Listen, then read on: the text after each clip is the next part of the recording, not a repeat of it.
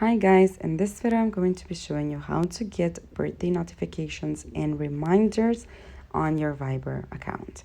So let's get started. First, we're going to start off by clicking on the settings icon. That's going to take us to our settings.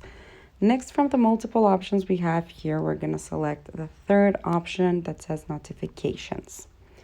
So as you can see, the second section and the third section are for receiving birthday notifications on your phone's notification bar and see reminders on a chat list inside one-on-one chats.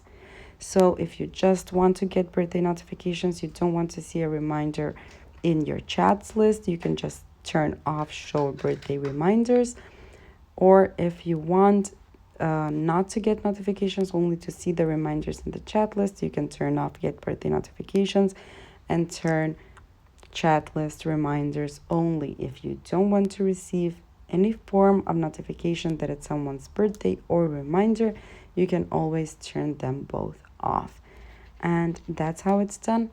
Thank you for watching. Do click the like button if this video helped you and subscribe to our channel for more helpful videos. Bye!